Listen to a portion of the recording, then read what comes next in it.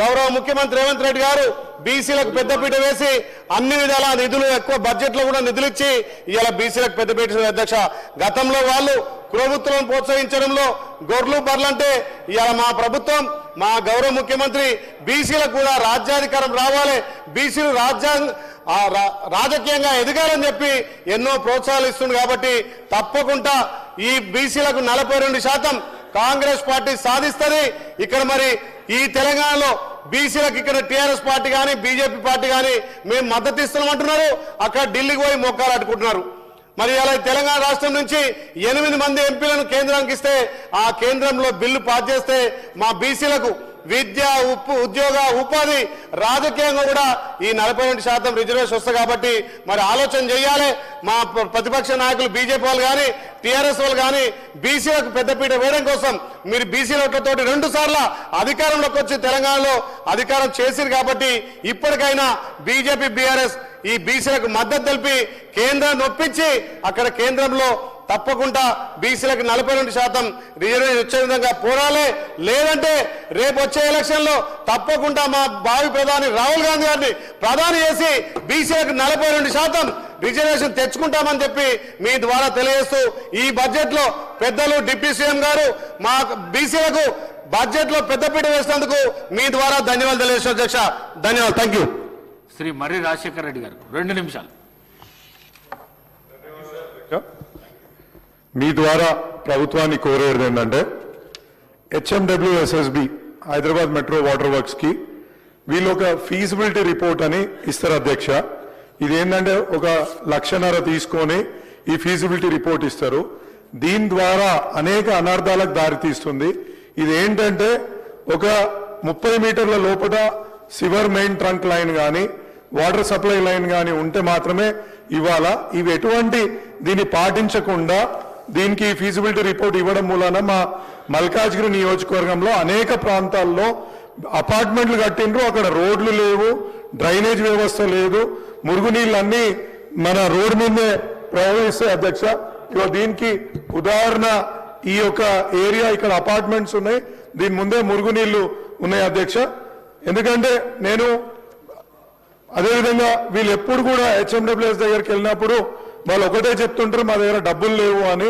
వాళ్ళకి 8 కోట్లు ప్రతి నెల జిహెచ్ఎంసీ ఇవ్వాలా సుమారు 150 కోట్లు జిహెచ్ఎంసీ వాళ్ళు హెచ్ఎండబ్ల్యూఎస్ ఇవ్వకపోవడం మూలాన అనేక పనులు ఆగిపోతున్నాయి అధ్యక్ష అదేవిధంగా రాజీవ్ గాంధీ గారి పేరు మీద రాజీవ్ గృహకల్ప అని మా కౌకూర్ ప్రాంతంలో కట్టిండ్రు సుమారు 1400 ఫ్లాట్లు అక్కడ ఉన్నాయి అధ్యక్ష దానికి పోయినసారి కూడా నేను ఇది ప్రస్తావించిన ఇప్పుడు కూడా చెప్తున్నా అక్కడ ఇంతవరకు కూడా నల్ల నీళ్లు ఇవ్వలేని పరిస్థితి మన హెచ్ఎండబ్ల్యూఎస్బి ఉంది అదేవిధంగా అధ్యక్ష మా దగ్గర లేక్స్ అంటే ఈ సివర్ డ్రైన్ డైవర్షన్ మన సుందరీకరణ పక్కకు పెడితే ఈ సివర్ డ్రైన్ డైవర్షన్ చేయకపోవడం మూలాన ఇది ఎందుకు అవుతలేదు అంటే ప్రతి దగ్గర కేసులు వేసి ఉన్నాయి అధ్యక్ష మీ జీపీలకు లేకపోతే అడ్వకేట్ జనరల్ గారికి చెప్పి ఈ యొక్క కోర్టు కేసెస్ ని త్వరగా పరిష్కరించగలిగితే ఈ సివర్ డ్రైన్లు కట్టుకోవచ్చు ఉదాహరణకు ఒక బండ చెరువు మోత్కులకుంట చెరువు కొత్త చెరువు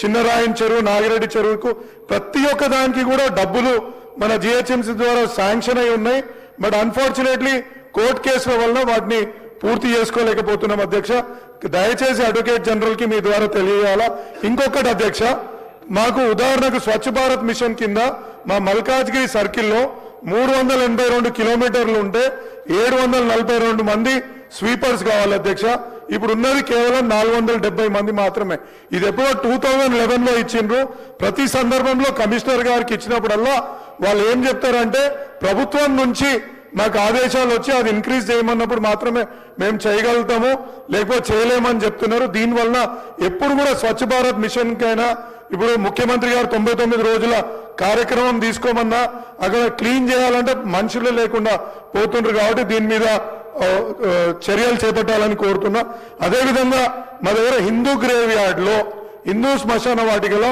ఒక డంపింగ్ యార్డ్ ఉంది అధ్యక్ష ఇప్పుడు ముఖ్యమంత్రి గారు చొరవ తీసుకొని అనేక రహదారుల కోసం మిలిటరీ అధికారులతో మాట్లాడి అక్కడ ల్యాండ్ ఇప్పించి ఆ రహదారులు కట్టడానికి ప్రణాళికలు రూపొందించిండ్రు అదేవిధంగా మా ఈ హిందూ గ్రేవ్ యార్డ్ ని కాపాడి అక్కడ ఒక ఆర్మీ వాళ్ళతో మాట్లాడి డైరీ ఫామ్ అధ్యక్ష ఒక 300 ఎకరాలు ఉంటుంది.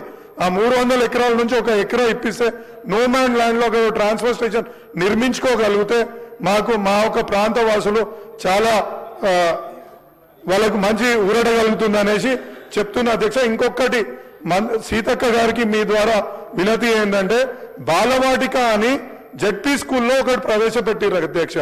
దానికి కౌంటర్ గా మన ఒక ప్రైమరీ స్కూల్స్ అని మన ప్రీ ప్రైమరీ స్కూల్స్ అనేసి మన అంగన్వాడీ కేంద్రాల్లో ప్రవేశపెట్టారు. దీనికి దానికి క్లాష్ వస్తుంది అధ్యక్ష. ఎక్కడ పోవాలా పిల్లలు అనేది ఒక ఈ క్లాష్ ఉంది కాబట్టి క్రిష్ క్రిష్ ప్రీ ప్రైమరీ క్రిష్ దానికి దీనికి ఒక క్లాష్ వస్తుంది కాబట్టి ఎక్కడ పోవాలని ప్రజలు కన్ఫ్యూజ్ అవుతుండ్రు. ఇంకొకటి ఈ యొక్క ఇది కూడా కొంచెం చూడాలనేసి ఇంకోటి ఈ క్రష్ కి ఈసీసీ సర్టిఫికేషన్స్ మా యొక్క జిల్లాలో ప్రత్యేకంగా నా యొక్క మల్కాజ్గిరి నియోజకవర్గంలో ఎంతమంది కంప్లీట్ చేసిండ్రు అని అడుగుతున్న అధ్యక్ష. మా యొక్క అంగన్వాడీలో 948 మేడ్చల్ మల్కాజ్గిరి జిల్లాలో డెవలప్ చేయాలనేసి వాటిని ఎన్నుకున్నారు. బట్ మా దగ్గర మాత్రం 72 అంగన్వాడీస్ అసలు డెవలప్మెంట్ లేకుండా ఒక్కదానికి కూడా సొంత భవనాలు లేకుండా మా మల్కాజ్గిరి నియోజకవర్గంలో ఉన్నాయి అధ్యక్ష. దయచేసి మీ ద్వారా మా సీతక్క గారికి ఈ వినతి మా యొక్క అంగన్వాడీలను డెవలప్ చేయాలని కోరుతున్నాను. థ్యాంక్ యూ అధ్యక్ష. డాక్టర్ పాల్వాయి హరీష్ బాబు 2 minutes. 2 నిమిషాలు. నేను 1 నిమిషం అనుకున్నాను. ధన్యవాదాలు అధ్యక్ష. బీసీ వెల్ఫేర్ మీద మా సభ్యులు పాయల్ శంకర్ గారు మాట్లాడాల్సింది. తను శ్రీరామనవమి ఉత్సవాల్లో పాల్గొనడానికి వెళ్ళినారు. అది బీసీ వెల్ఫేర్కి కేటాయింపులు 12,511 కోట్లు. మన 3,24,134 కోట్ల బడ్జెట్లో ఈ అంకె ఎంత శాతం అధ్యక్ష? 3.84%. అవునా? బడ్జెట్ ప్రసంగం తీసుకోండి, 53వ పేజీ, వెనుకబడిన తరగతుల సంక్షేమం. భట్టి గారు ఏం చెప్పిన 136వ పేర, రాష్ట్ర జనాభాలో సుమారు 56% వెనుకబడిన తరగతుల వారు ఉన్నారు. 56% మంది ఉన్న బీసీలకు 4% కన్నా తక్కువ కేటాయింపులు. ఇది అవమానం కాదా అధ్యక్ష? అవమానం కాదా? ఒకసారి ఆలోచన చేయండి. మనం అంటే there should be some reason. కొంత కేటాయింపుల్లో కొంత సహేతుకత కూడా ఉండాలి. ఇది మీ చిత్తశుద్ధిని ప్రతిబింబిస్తుంది. దయచేసి మంత్రి గారు దీనికి సమాధానం చెప్పాలి. గౌరవ సభ్యులు బీర్లా ఐలయ్య గారు విప్ కూడా మాట్లాడుతూ మేము రాహుల్ గాంధీ గారిని ప్రధానమంత్రి చేసుకొని బీసీ సాధికారిత వైపు నడుస్తామని చెప్పారు. మంచిది. 60 సంవత్సరాల కాంగ్రెస్ పాలన ఒక బీసీని ప్రధానమంత్రి చేయలేకపోయారు మీరు, మేము చేసినాం. ముఖ్యమంత్రిని చేయలేకపోయారు. అవునా? సరే, మీరు ఏమన్నానండి, ప్రజలైతే నమ్మిండ్రు, 3 సార్లు అధికారం ఇచ్చారు కదా. నేను ఒక్కటి చెప్తున్నా సభ్యులకు, నేను చెప్పేది ఏంటంటే దీనికన్నా సరే రాజకీయ ప్రసంగాలను పక్కన పెడితే ఫీజు రీయింబర్స్మెంట్ బకాయిలు ఎంత ఉన్నాయో తెలుసా బీసీలకు? 10,000 కోట్ల రూపాయలు. 13 లక్షల మంది విద్యార్థులు ఎదురు చూస్తున్నారు అధ్యక్ష. దయచేసి దాని మీద కొంత దృష్టి పెట్టండి, అది క్లియర్ చేయండి. వాళ్ళందరూ పిల్లలు ఇబ్బంది పడతారు, సర్టిఫికేట్లు ఇస్తలేరు ఆయా కాలేజీ యాజమాన్యాలు, చాలా ఇబ్బందులు ఉన్నారు. దాని మీద దృష్టి పెట్టి ఎంబీసీ కార్పొరేషన్ కేటాయింపులు చేస్తారు, ₹1 ఖర్చు చేసే అవకాశమే లేకుండా పోయింది అధ్యక్ష. కాబట్టి ఇవన్నీ ఇంత దారుణం. జస్టిస్ అది ఎవరు కూడా న్యాయశాఖ మీద మాట్లాడలే. మన ఎల్ఏ మినిస్టర్ గారే అడ్వకేట్. సత్వర న్యాయం, సమన్యాయం చేస్తామని చెప్తున్నారు. హైకోర్టులో పెండింగ్ కేసులు ఎన్ని తెలుసా అధ్యక్ష? 2,36,000 కేసులు. కింది కోర్టుల్లో మొత్తం 8 లక్షల పైనే పెండింగ్ కేసెస్, మొత్తం కలిపితే 11 లక్షల పైన పెండింగ్ కేసెస్. కాబట్టి ఒక ఆలోచన ప్రకారం పెండింగ్ కేసెస్ 500 కన్నా ఎక్కువ ఉంటే గ్రామీణ ప్రాంతాల్లో కొత్త కోర్టులను పెట్టవచ్చు. పెట్టండి, కొత్త కోర్టులు పెట్టండి, కొంత వెసులుబాటు ఉంటుంది. నేను గత ప్రభుత్వం పెట్టిన అక్రమ కేసుల వలన 40 రోజులు ఆదిలాబాద్ జిల్లా జైల్లో ఉన్నా. నాకు ఆ జైలు జీవితం చాలా పాఠాలు కూడా నేర్పింది. నేను అక్కడ చూసిన అండర్ ట్రయల్ ప్రిజనర్స్ అందరూ కూడా రెక్కాడితే డొక్కాడిన వాళ్ళే, ఆల్ పువర్ పీపుల్, అందరూ పేదవాళ్లే మగ్గుతున్నారు జైళ్ళలో. డబ్బున్న వాడికి బెయిల్ వస్తుంది, డబ్బు లేని వాడికి జైలే గతి. ఇది మారాలే. Legal services authority free legal aid ఇస్తుంది, దాన్ని బలోపేతం చేయాల్సిన అవసరం ఎంతైనా ఉందని నేను మంత్రి గారిని కోరుతున్నా. అట్లనే జనరల్ అడ్మినిస్ట్రేషన్ డిపార్ట్మెంట్ ఎవరు మాట్లాడలేదు, దీనికి చాలా ఇంపార్టెంట్. ఢిల్లీలో తెలంగాణ భవన్ దుస్థితి మొన్న ఈ శాసనసభ సమావేశాల కన్నా ముందు పోయినా, అదొక కింద ఎక్కడ చూసిన డాగ్ షెల్టర్ లాగా తయారైంది. కాబట్టి దయచేసి పటౌడీ హౌస్లో మనకు కొంత భూమి కేటాయించింది కేంద్ర ప్రభుత్వం, బ్రహ్మాండంగా ఒక తెలంగాణ భవన్ కట్టండి. మనకు అక్కడ ఒక చిరునామా ఉంటుంది, మనకు ఒక అస్తిత్వం ఉంటుంది. అక్కడ ఎక్కడ పోయినా కూడా ఆ డాగ్ షెల్టర్ లాగా డిస్టిట్యూట్ షెల్టర్లో మనం తలదార్చుకోవడం కూడా మనకు అవమానకరంగా ఉంది. దయచేసి కొత్త భవన నిర్మాణం ప్రారంభించండి. యునెస్కో గుర్తింపు పొందిన రామప్ప దేవాలయాన్నే మీరు దాన్ని ఇన్స్పిరేషన్గా తీసుకోండి. ఎందుకంటే ఇవాళ గుజరాత్ భవన్ కానివ్వండి, మహారాష్ట్ర సదన్ కానీ ఎంత బ్రహ్మాండంగా ఉందంటే ఉంది అధ్యక్ష. మేము మొన్న ఇంద్రసేనారెడ్డి గారు త్రిపుర భవన్కు పిలిచారు భోజనానికి. ఎంత ఈశాన్య ప్రాంతం, మారుమూల ప్రాంతం, అక్కడ బ్రహ్మాండమైన త్రిపుర భవన్ కట్టుకున్నారు. అంతకన్నా ముందు హర్యానా భవన్కు పిలిచారు మా దత్తాత్రేయ గారు, అక్కడ భోజనానికి పోతే ఎంత బ్రహ్మాండంగా ఉంది. ఆ చిన్న రాష్ట్రాలు బ్రహ్మాండంగా ఒక భవనాలు కట్టుకోగలిగినప్పుడు మన ధనిక రాష్ట్రం అని చెప్పుకునే మన రాష్ట్రానికి ఢిల్లీలో ఒక శాశ్వత చిరునామా ఉండాలి. దయచేసి ప్రభుత్వం, ఎల్ఏ మినిస్టర్ గారు శ్రీధర్బాబు గారు, ఒక్క నిమిషం, మనకు తెలంగాణ భవన్ను అక్కడ కొత్తగా నిర్మించుకోవాల్సిన అవసరం ఉంది ఢిల్లీలో. దయచేసి కొంత తెలంగాణ భవన్ స్టార్ట్ కాలే, నేను పోయొచ్చు పటౌడీ హౌస్ స్టార్ట్ కాలే. పటౌడీ హౌస్ జాగున్నది. మన జర్నలిస్టులే, మిత్రులే, రిపోర్టర్లే అక్కడ క్రికెట్ ఆడతారు. నేను కూడా పోయిన అక్కడికి, స్టార్ట్ కాలే. ధన్యవాదాలు అధ్యక్ష. శ్రీ టి హరీష్ రావు గారు.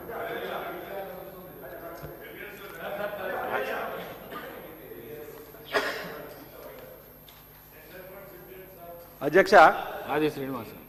ఈరోజు ఈ డిమాండ్స్ పైన చర్చ జరుగుతున్నప్పుడు అధ్యక్ష, ఇప్పటికే బీఆర్ఎస్ పార్టీ నుంచి నలుగురు మాట్లాడారు అధ్యక్ష.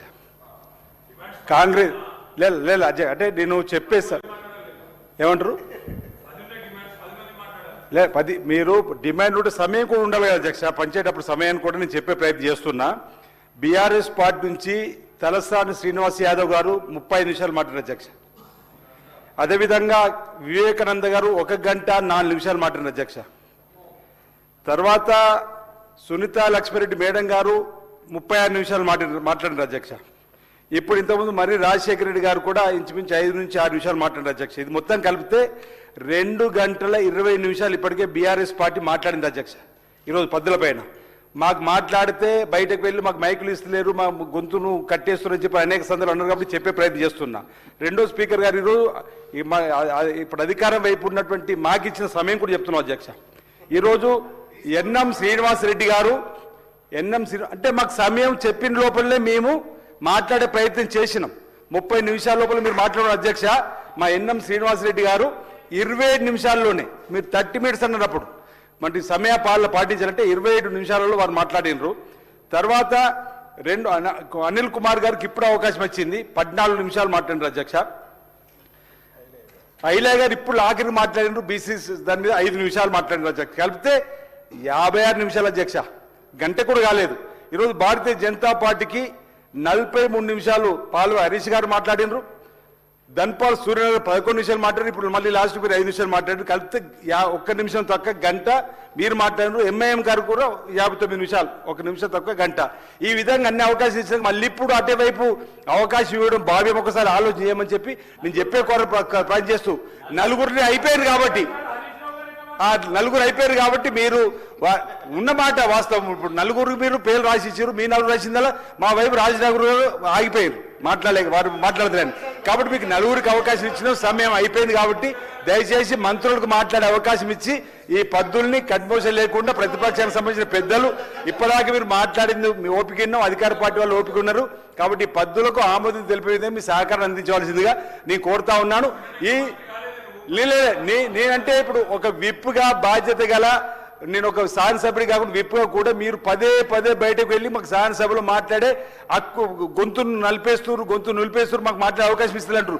ఈ రోజు మీరు మాట్లాడిన విషయాన్ని చెప్పేస్తాం. ఇంకా సవితా మేడం మాట్లాడింది ఇంకా రాయలేడు ఇంట్లో. మీరు మాట్లాడిన చూస్తే 5-6 నిమిషాలు అయితే కావచ్చు. ఉదాహరణ చెప్తున్నారు బీఆర్ఎస్ పార్టీలో అది రాయలేని ఇందులో అంటున్నా. కాబట్టి అధ్యక్ష మీరు సమయ పాలన ఇక ముందు నుంచి కూడా సభ రేపు ఎల్లుండి నుంచి నడిపేటప్పుడు సమయ పాలన ప్రకారం నడుపుకొని సభ హౌస్ను ముందుకు తీసుకుపోవాలని కోరుతా ఉన్నా అధ్యక్ష.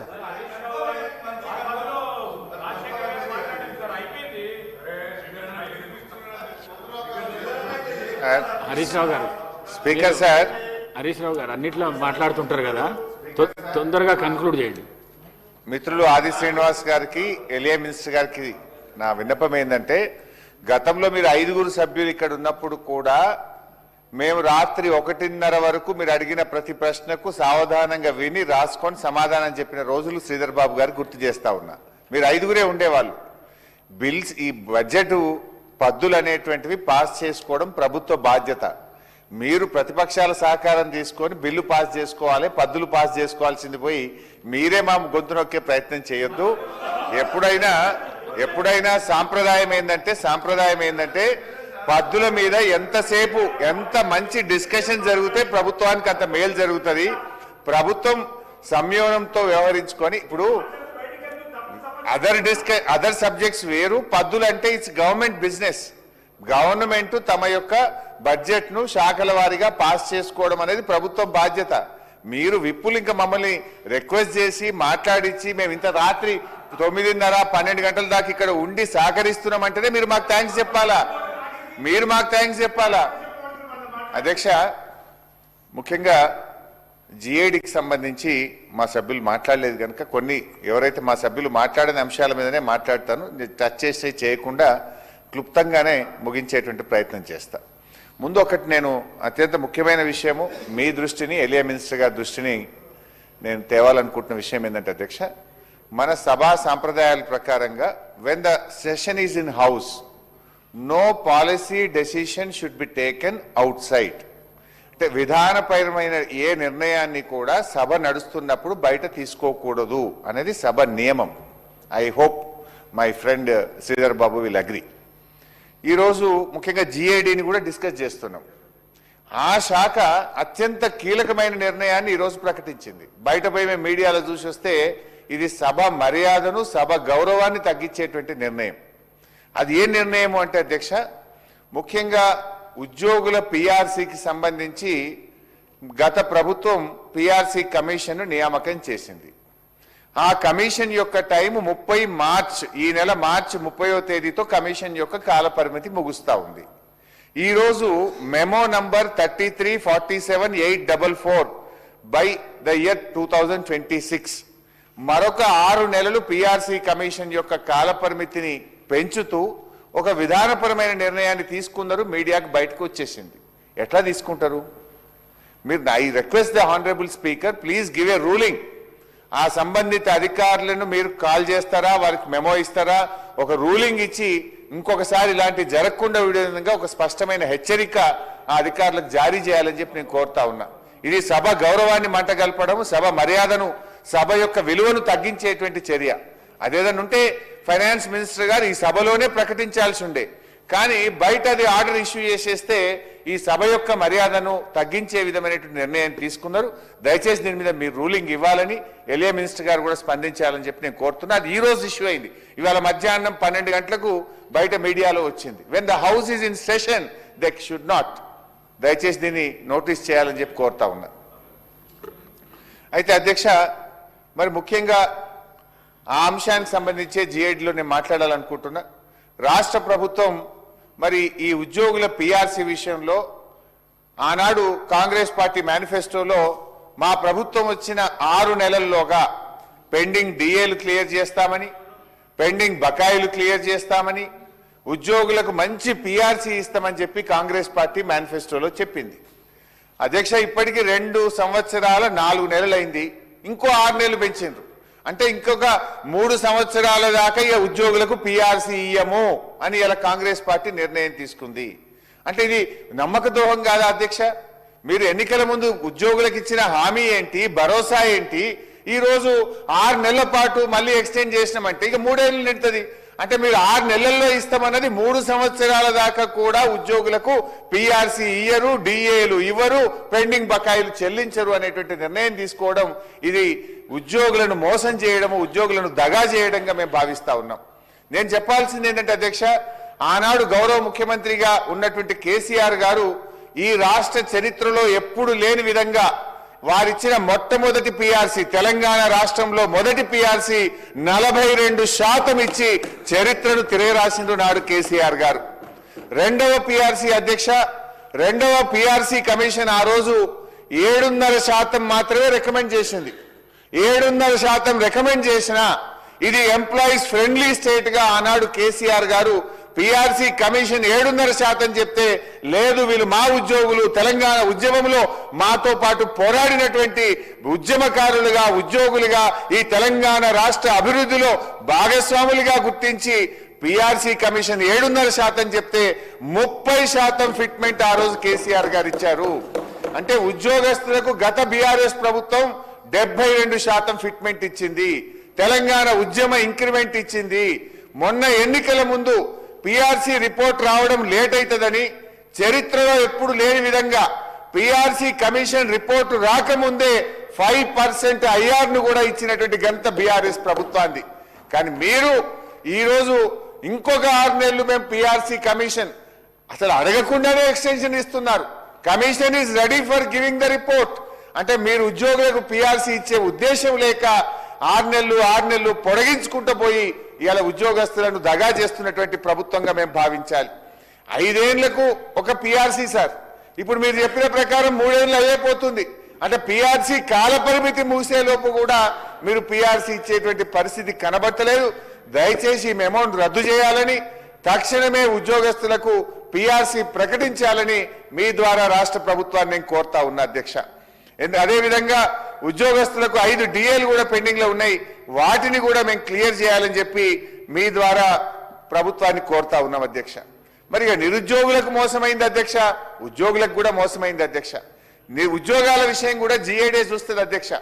మరి ఆ రోజు కాంగ్రెస్ మేనిఫెస్టోలో మొదటి సంవత్సరమే 2 లక్షల ఉద్యోగాలు ఇస్తామని చెప్పి ఈ రోజు వరకు ఇచ్చినటువంటి ఉద్యోగాలు 16,978. ఇది నా లెక్క కాదు. నిన్న గౌరవనీయులు కేటీఆర్ గారు అసెంబ్లీలో క్వశ్చన్ అడిగితే ప్రభుత్వమే ఇచ్చిన సమాధానం, కాంగ్రెస్ పార్టీ వచ్చిన తర్వాత మేము నోటిఫికేషన్ ఇచ్చి మేము భర్తీ చేసిన ఉద్యోగాలు 16,978 అని శాసనసభలోనే నిన్న ప్రభుత్వం సమాధానం చెప్పింది. మీరు చెప్పింది 2 లక్షల ఉద్యోగాలు, ఇచ్చింది 16,978. అదేవిధంగా అధ్యక్ష దయచేసి మేము కోరేది ఒక్కటే, మరి 2 లక్షల ఉద్యోగాలు ఎప్పట్లోకి ఇస్తారు? ఇచ్చిన మాట ప్రకారంగా నిరుద్యోగ భృతి ఇస్తారా? గౌరవ మంత్రి గారు తన సమాధానంలో చెప్పాలని చెప్పి కోరుతా ఉన్నా. అదేవిధంగా అధ్యక్ష ఉద్యోగుల విషయంలో మీరు ఇవాళ రిటైర్డ్ ఉద్యోగులు ఉన్నారు, వాళ్ళ విషయంలో మేము మొన్న కూడా అసెంబ్లీలో అడిగాం. మీ బెనిఫిట్స్ దాదాపు వాళ్ళ రిటైర్మెంట్ బెనిఫిట్స్ వాళ్ళకి రావడం లేదు, వాళ్ళందరూ కోర్టుకు పోతున్నారు. నిన్న మనం పేపర్లో చూసాం అధ్యక్ష, హైకోర్టులో 600 మంది రిటైర్డ్ ఉద్యోగులు పోతే మన ఫైనాన్స్ సెక్రటరీ గారిని హైకోర్టు పిలిచి రాత్రైనా సరే నువ్వు రావాల్సిందే అని హైకోర్టుకు పిలిచి వాళ్లకు ఏప్రిల్ 9వ తేదీలోగా 600 మంది రిటైర్డ్ ఉద్యోగులకు పెన్షన్ బెనిఫిట్స్ చెల్లించాలని హైకోర్టు ఆదేశం ఇచ్చింది. నేను ప్రభుత్వాన్ని అడుగుతా ఉన్నా, మరి మిగతా ఉద్యోగులు కూడా ఇప్పుడు మీరు హైకోర్టు పోమని చెప్తారా? హైకోర్టుకు పోతేనే ఈ ప్రభుత్వం పెన్షన్ బకాయిలు ఇస్తుందా? లేదు, రిటైర్డ్ ఉద్యోగులకు హక్కుగా రావాల్సినటువంటి పెన్షన్ బకాయిలు ఎప్పట్లోకి ఇస్తారు? రిటైర్ అయ్యి ఇంటి దగ్గర పిల్లలతో ఉండాల్సినటువంటి, మనమలతో ఉండాల్సినటువంటి, మనమరాలతో ఉండాల్సినటువంటి ఉద్యోగులు కోర్టుల చుట్టూ తిరగడం ఎంతవరకు ఈ ప్రభుత్వానికి శోభనిస్తుంది? దయచేసి ఒక నిర్ణయం తీసుకోండి. ఇప్పుడు ఆల్రెడీ 600 మంది కోర్టుకు పోతే కోర్టు డైరెక్షన్ ఇచ్చింది, మిగతా వాళ్ళు కూడా మళ్ళీ వకీలం పెట్టుడు, కోర్టుల చుట్టూ తిరుగుడు, మన చీఫ్ సెక్రటరీని, మన ఫైనాన్స్ సెక్రటరీ హైకోర్టుకు పిలిచి మరి ఆ పరిస్థితి ఎందుకు తెచ్చుకోవడం? దయచేసి ప్రభుత్వమే ముందుకొచ్చి ఆ రిటైర్డ్ ఉద్యోగులందరికీ కూడా తక్షణమే పెన్షన్ బెనిఫిట్లు చెల్లించాలని, దాని మీద మంత్రి గారు ఒక స్పష్టమైన సమాధానం ఇవ్వాలని చెప్పి కూడా రిటైర్డ్ ఉద్యోగుల పక్షాన కూడా నేను ప్రభుత్వాన్ని కోరుతా ఉన్నా. అదేవిధంగా సిపిఎస్, ఓపీఎస్ పెన్షన్ ఆనాడు కాంగ్రెస్ పార్టీ మేము వస్తే ఓల్డ్ పెన్షన్ స్కీమ్ తెస్తామని చెప్పారు. ఓల్డ్ పెన్షన్ స్కీమ్ మీద ఇప్పటి వరకు క్లారిటీ లేదు, పైగా ఆ కాంట్రిబ్యూషన్ కూడా రాష్ట్ర ప్రభుత్వం చెల్లించట్లేదు. నేను మంత్రి గారిని అడుగుతా ఉన్నా, నా దగ్గర ఉన్న సమాచారం ప్రకారం సబ్జెక్ట్ టు కరెక్షన్, తప్పైతే మీరు సరి చేయండి. ఓల్డ్ పెన్షన్ స్కీమ్ తేలేదు కదా, ఈ కట్టాల్సిన కాంట్రిబ్యూషన్ కూడా 1000 కోట్ల రూపాయలు కాంట్రిబ్యూషన్ కూడా కట్టకపోవడం వల్ల ఆ సిపిఎస్ ఉద్యోగులు రోడ్డు మీద పడే పరిస్థితి వచ్చింది. చనిపోయిన సిపిఎస్ ఉద్యోగులకు గ్రాట్యుటీ ఇవ్వడం లేదు, కంపాషనేట్ ఉద్యోగాలు కూడా ఇవ్వడం లేదు. అది కాంగ్రెస్ పార్టీ మేనిఫెస్టోలో మీరు పెట్టారు. దయచేసి వాళ్ళ గ్రాట్యుటీ ఇవ్వండి, కంపాషనేట్ ఉద్యోగాలు ఇవ్వండి, కాంట్రిబ్యూషన్ చెల్లించండి. ఓల్డ్ పెన్షన్ స్కీమ్ ఎప్పట్లోగా తెస్తారో కూడా ఒక స్పష్టత ఇవ్వాలని చెప్పి కూడా మీ ద్వారా ప్రభుత్వాన్ని కోరుతా ఉన్న అధ్యక్ష. ఇకపోతే అధ్యక్ష చాలా విషయాలు ఉన్నాయి కానీ టైంను దృష్టిలో పెట్టుకొని నేనే కట్ షార్ట్ చేసుకుంటున్నా అధ్యక్ష. మరి జిఐడిలో ఇంకొక ముఖ్యమైన విషయం, ఒకటి ఉద్యోగులు, రిటైర్డ్ ఉద్యోగులు, సిపిఎస్, ఓపీఎస్, నిరుద్యోగులు ఉద్యోగాల గురించి మాట్లాడినాం అధ్యక్ష. జిఐడిలో మరో ముఖ్యమైన విషయం, సూచనలు ఇవ్వండి అని ప్రభుత్వం అడుగుతుంది. నేను రాజకీయంగా మాట్లాడలేదు, సూచనే ఇస్తున్నా. తీసుకుంటే మీ విజ్ఞత, తీసుకోకపోతే కూడా అది మీ ఇష్టం అధ్యక్ష. ఈరోజు రాష్ట్ర ప్రభుత్వము ఐఏఎస్ ఐపీఎస్ల విషయంలో ప్రతి 6 నెలలకు 3 నెలలకు ట్రాన్స్ఫర్లు చేస్తూ ఉన్నారు. ఇప్పటి వరకు దాదాపు 10 సార్లు ట్రాన్స్ఫర్ చేశారు. హెచ్ఓడి అంటే head of department, average HOD time ఈ గవర్నమెంట్ లో 6 to 8 months. 6 నెలలకు ఒక హెచ్ఓడిని ట్రాన్స్ఫర్ చేస్తే ఆ శాఖ మీద పట్టొచ్చి, శాఖ మీద అవగాహన కలిగి, ఢిల్లీలో జాయింట్ సెక్రటరీలతో పరిచయాలు పెంచుకొని, సెంట్రల్లీ స్పాన్సర్డ్ స్కీమ్స్ ను ఎప్పటికప్పుడు యూసీలు పంపి కేంద్రం నుంచి డబ్బులు తేవాలంటే నువ్వు 6 నెలలకు ఒక సెక్రటరీని ట్రాన్స్ఫర్ చేస్తే ఎట్లా పనిచేస్తారు? నేనేదో నోటి మాటతో చెప్పట్లేదు అధ్యక్ష. మీరు విద్యుత్ శాఖలో 5 అధికారులు మారారు అధ్యక్ష. దాంతో చాలా తీవ్రమైన ప్రభావం చూపింది. సింగరేణి సిఎండీలు 4 అయ్యారు, జిహెచ్ఎంసీ కమిషనర్లు 4 మారారు, ఐఎన్పిఆర్ లో 4 మారారు, పాఠశాల విద్యాశాఖ కమిషనర్లు 4 మారారు, ఆరోగ్యశ్రీలో 8 మంది సీఈఓలు మారినారు. మనం పిఎం స్కీమ్ లో చేరినాము. ఆరోగ్యశ్రీ సీఈఓ ఎప్పటికప్పుడు అప్లోడ్ చేసి ఢిల్లీలో జాయింట్ సెక్రటరీతో పరిచయం పెంచుకుంటే ఢిల్లీ నుంచి రావాల్సిన నిధులు వస్తాయి. మీరు ఉన్న 2 ఏళ్ల 4 నెలల్లో 8 మంది సీఈఓలను మారిస్తే ఆరోగ్యశ్రీ అర్థమయ్యే వరకే వాడి కుర్చీలకెళ్ళి తీసేవట్టిరి. ఎట్లా పరిపాలన ముందుకు సాగుతుంది? దయచేసి మీరు ఆలోచించండి. మున్సిపల్ శాఖలో 5, ఐటీలో 3. ఇవాళ ఐటీలో చీఫ్ సెక్రటరీనే పెట్టిండ్రు. ఆయన 3 నెలలు ఎక్స్టెన్షన్ మీద ఉన్నాడు. ఆ శాఖ అర్థమయ్యే వరకే మళ్ళీ కొత్త సెక్రటరీ వస్తాడు. ఐటీలో 3, మైనింగ్ లో 6, నేషనల్ హెల్త్ మిషన్ లో 3, ఇట్లా 140 మంది ఐఏఎస్లను ట్రాన్స్ఫర్ చేసినారు. నచ్చకపోతే మార్చు. రంగారెడ్డి కలెక్టర్లు 4 మారింది సార్ మీ జిల్లా. రంగారెడ్డి జిల్లాలో 2 ఏళ్ల 4 నెలల్లో 4 కలెక్టర్లు మారుతారా సార్? ఈ రకంగా పరిపాలన ముందుకు సాగుతుందా? ఇది రాష్ట్రంలో మరి ప్రజలు ఇప్పుడు ఒక జిల్లా కలెక్టర్ కు జిల్లా మీద అవగాహన పెరిగి జిల్లాలో ఉండే ఉద్యోగుల మీద పట్టు వచ్చే వరకే 6 నెలలు ఏడాది అవుతుంది. మీరు 6 నెలలకు ఒక్కరిని తీసేస్తే ఆ జిల్లా పరిపాలన ఎట్లా జరుగుతుందో, ఇది రాష్ట్రానికి ఏ రకంగా మేలు జరుగుతుందో కూడా ప్రభుత్వం ఆలోచించాలని చెప్పి కూడా నేను కోరుతా ఉన్నా అధ్యక్ష. అంటే నచ్చితే పోస్టింగ్లు, నచ్చకపోతే బదిలీలు అనే పద్ధతి వల్ల యంగ్ ఆఫీసర్స్ యొక్క ఆత్మస్థైర్యం దెబ్బతింటది. ఐఏఎస్ ఐపీఎస్లు వాళ్ళు కూడా బాగా పనిచేయాలనే ఉంటుంది. ఈ రకంగా మార్చడం వల్ల వాళ్ళ ఆత్మస్థైర్యం దెబ్బతిని రాష్ట్రానికి నష్టం జరుగుతుంది. ఇప్పటికైనా రివ్యూ చేయండి. కేంద్రంతో సత్సంబంధాలు నెలకొల్పుకొని మరి కేంద్రం నుంచి రావాల్సిన నిధులు రావాలన్నా, పరిచయాలు పెరగాలన్నా కనీసం 3 ఏళ్లు 2.5 ఏళ్లు ఒక అధికారి ఒక పోస్ట్ లో ఉంటే రాష్ట్రానికి మేలు జరుగుతుంది అనేటువంటిది నేను మీ ప్రభుత్వం దృష్టికి తెస్తా ఉన్నా అధ్యక్ష. అదేవిధంగా అధ్యక్ష, ఎక్స్టెన్షన్లు. గతంలో ఒక మంచి అధికారి ఉంటే మేము ఎక్స్టెన్షన్లు ఇచ్చేవాళ్ళం. ఇవాళ మీరు ఎంతమందికి ఇస్తున్నారు? ఒక 1/2 డజన్ మంది ఐపీఎస్లు ఇవాళ ఎక్స్టెన్షన్ మీద పనిచేస్తున్నారు. 1/2 డజన్ మంది ఐఏఎస్లు ఎక్స్టెన్షన్ల మీద పనిచేస్తున్నారు. 10ల సంఖ్యలో ఇంజనీర్లు ఎక్స్టెన్షన్ల మీద పనిచేస్తున్నారు. ప్రతిపక్షంలో ఉంటే ఒక మాట, అధికారంలో ఉంటే ఒక తీరు అనే విధంగా మీ వ్యవహారం జరుగుతూ ఉంది. దాన్ని కూడా దృష్టిలో పెట్టుకోండి. అదేవిధంగా ఫర్ ఎగ్జాంపుల్ ఇంకా బాగా అర్థం కావాలంటే మీ జిల్లాది ఒక ఎగ్జాంపుల్ చెప్తా అధ్యక్ష. మీ జిల్లా కలెక్టర్ ప్రతీక్ జైన్ అని ఉండేవారు. అక్కడ లగచర్ల ల్యాండ్ ఎక్విజిషన్ జరిగింది. యాజ్ ఎ కలెక్టర్ ఆయన పోయి చాలా హామీలు ఇచ్చింది. అక్కడ మీకు ఇళ్ల స్థలం ఇస్తా, మీకు ఇంత డబ్బు ఇస్తా, మీకు ఇందిరమ్మ ఇల్లు ఇస్తా అని చాలా ప్రామిస్ చేసి కలెక్టర్ తంటాలు పడి ల్యాండ్ ఎక్విజిషన్ చేసిండు. టక్కన ఆయన ట్రాన్స్ఫర్ చేస్తుంది. కొత్త కలెక్టర్ వచ్చాయి. ఇప్పుడు ఆ ప్రజలు పోయి ఆ కొత్త కలెక్టర్ని కలిసి నాకు తెలియదు ప్రతీక్ జైన్ అడుగుపో అంటే ఎట్లా నడుస్తుంది? అంటే అంతా గందరగోళం అవుతుంది.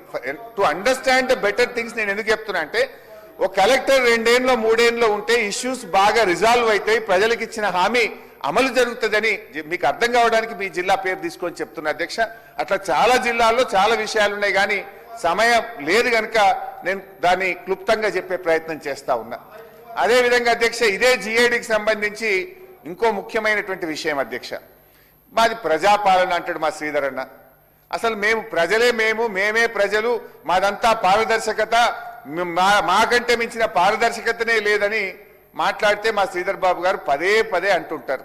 నేను ఒక విషయం అడుగుతా ఉన్నా. ఈ ప్రభుత్వం వచ్చిన తర్వాత 19,604 జీవోలు ఇచ్చింది అధ్యక్ష. ఎందుకు ఆన్లైన్లో పెట్టలేరు? మొన్న హైకోర్టుకు పోయినరు. ఎర్రోల శ్రీనివాస్ అని మాజీ ఎస్సీ కమిషన్ చైర్మన్ హైకోర్టుకు పోతే హైకోర్టు మీరు 4 వారాల్లోగా మొత్తం జీవోలు ఆన్లైన్లో పెట్టండి అని హైకోర్టు డైరెక్షన్ ఇచ్చింది. 4 వారాలైంది, ఇప్పటికీ కూడా ఆన్లైన్ పెట్టలే అధ్యక్ష. 19,604 జీవోల్లో ఇప్పటి వరకు ఆన్లైన్లో పెట్టింది 3,290 అధ్యక్ష. ఆన్లైన్లో పెట్టని జీవోలు 15,770 జీవోలు ఆన్లైన్లో పెట్టకుండా దాచిపెట్టిండ్రు. 82% జీవోలు సీక్రెట్ గా పెట్టిండ్రు. ప్రజాపాలన అయితే, పారదర్శక పాలన అయితే ఎందుకు 82% జీవోలు, ఎందుకు 15,000 జీవోలను మీరు ఆన్లైన్ చేయలేదో సమాధానం చెప్పాలి. ఇప్పటికైనా ఆ జీవోలను ఆన్లైన్లో పెట్టాలని చెప్పి మీ ద్వారా ప్రభుత్వాన్ని కోరుతా ఉన్న అధ్యక్ష. ఇకపోతే మా గౌరవ మంత్రివర్యులు పొన్నం ప్రభాకర్ అన్నకు సంబంధించి ఆర్టీసీకి సంబంధించి కూడా, మా ట్రాన్స్పోర్ట్ కూడా మా పార్టీ నుంచి ఎవరు మాట్లాడలేదు, దాన్ని కూడా క్లుప్తంగా మాట్లాడే ప్రయత్నం చేస్తా.